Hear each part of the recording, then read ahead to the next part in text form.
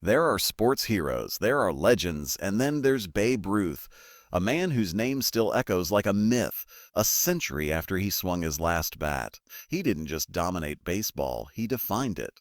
But even after all the movies, all the books, and all the stories passed down like folklore, there's still so much about the Babe that even diehards don't know. Here are 10 things you didn't know about Babe Ruth, and how each one helped shape the most iconic athlete in American history. Number 1. He was almost banned from baseball for life, before his prime even started. In 1922, the year after he carried the Yankees to their first World Series, Babe Ruth made a mistake that nearly ended his career. That fall, he joined a barnstorming tour, traveling city to city, playing exhibition games for cash. It was harmless fun to him, but a serious crime in the eyes of Commissioner Kennesaw Mountain Landis. Back then, players were forbidden from playing for profit after the World Series. It was the same kind of rule that had just ended the careers of the infamous 1919 Black Sox. Landis didn't care that Ruth was baseball's biggest star. He suspended him until May of the next season. Papers called it a baseball's biggest embarrassment. But when the suspension ended, Ruth didn't apologize. He showed up, crushed 35 home runs, and drew over 1 million fans to Yankee Stadium. The league had tried to make an example out of him. Instead, he became bigger than the league itself. Number 2. He once was struck unconscious by a line drive and finished the game. It was 1924 in Washington, D.C. Ruth was on the mound during a rare pitching appearance when a liner came screaming back at his head. It hit him square on the skull. He collapsed instantly. For several minutes, the crowd went silent. Newspapers the next day described it as the moment baseball froze. But then somehow Ruth got up.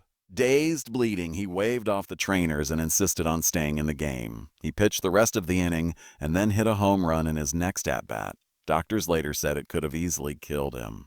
Ruth shrugged it off. The ball was just saying hello, he joked. It wasn't bravado. It was Babe Ruth's entire spirit, larger than pain, larger than fear, larger than life. Number 3. He was the first player ever to be walked with the bases loaded.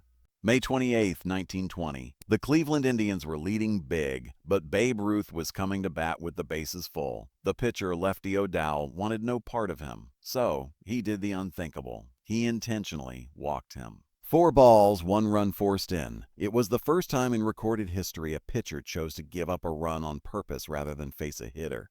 That was the level of fear Ruth inspired. Pitchers would rather lose a run than risk what he could do with one swing. Number 4. He had a secret soft spot for kids without a home. Ruth's childhood was brutal. By 7 years old, his parents sent him to a reform school, essentially an orphanage for troubled boys. He grew up behind fences, without parents, learning baseball from a Catholic brother named Matthias, and he never forgot it. Throughout his career, Ruth donated money to orphanages across the country. He built ball fields for kids, funded school programs, and visited hospitals on road trips, always quietly, often anonymously. When asked why he spent so much time with children, Ruth said, "I know what it's like to have nobody. If I can make one kid smile, that's a good day." For all his wild living, he had a sense of grace that fame never erased. Number 5. He was a pitching legend before he ever hit a home run.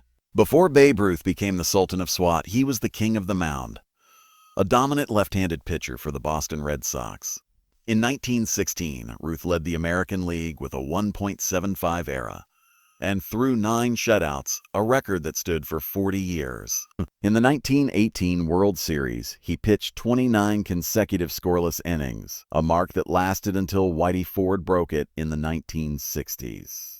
If he'd never picked up a bat again, he still would have been remembered as one of the best pitchers of the era. But Ruth wasn't built to be just great. He was built to change the game. And when the Red Sox moved him to the outfield to get his bat in the lineup every day, baseball was never the same again. Number 6. He once hit a home run out of Forbes Field and into history. May 25, 1935. Pittsburgh. Ruth was 40 years old, overweight, limping, and clearly near the end. Then, something impossible happened. He hit a ball that left Forbes Field entirely. It soared over the roof and out onto the street beyond the stadium. No one had ever done it before. That swing, his 3rd home run of the game, was the 714th and final of his career. As he trotted around the bases, fans rose to their feet one last time. They weren't cheering the home run. They were cheering the man who had carried an entire sport on his back. He is back. Number 7. He played through a stomach ulcer that nearly killed him. In 1925, the country woke up to shocking headlines. A Babe Ruth collapses. He'd been rushed to the hospital, writhing in pain, vomiting blood. Doctors called it the bellyache heard round the world.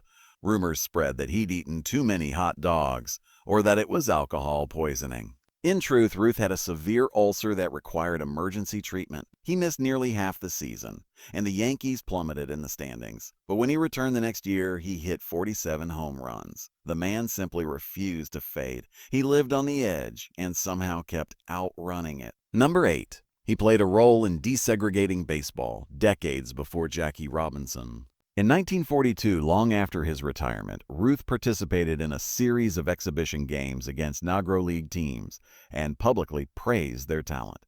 He called Josh Gibson the best power hitter I ever saw and said the Negro Leagues had men who could play in any park in America. In an era of rigid segregation, that was more than a compliment. It was defiance. Ruth wasn't a political man, but his words mattered. He was Babe Ruth. When he said black players deserved a chance, people listened. It would take 5 more years before Jackie Robinson broke the color barrier, but Ruth, in his own way, helped open the door. Number 9. He was offered a movie career and almost took it. At the height of his fame, Hollywood came calling. Studios wanted him to star in his own films. One offered him $100,000, an astronomical figure in the 1920s, to quit baseball and act full-time. He considered it. But when the season rolled around, he couldn't walk away. "Well, I can't fake the sound of a bat hitting a ball," he said. "Oh, that's the only thing I ever wanted to do." Still, Ruth did make a few cameo appearances, often playing himself, and audiences loved it, because in truth, Babe Ruth didn't need a script. He was the movie. Number 10. His farewell was the quietest sound Yankee Stadium ever heard. June 13th, 1948, Babe Ruth Day. 50,000 people packed Yankee Stadium to see the man who built it. He could barely walk. Cancer had stolen his voice and his strength. When he took the microphone, the crowd fell silent. "A thank you," he rasped. "You know how bad my voice sounds. Well, it feels just as bad." It was the sound of a man saying goodbye. The cheers that followed were deafening, and 2 months later, the Babe was gone. But the echo never stopped. Babe Ruth wasn't perfect. He was wild, flawed, and larger than life. A man who could be both saint and sinner in the same inning. But that's what made him real. That's what made him ours. He didn't just play baseball. He saved it. He sold it. And he became it. Because in the story of American sports, Babe Ruth isn't a chapter. He's the origin story. Thanks for watching. If you learned something new about the Babe, hit that like button and tell us which moment surprised you most. And subscribe for more deep dives into the legends who built the game we love.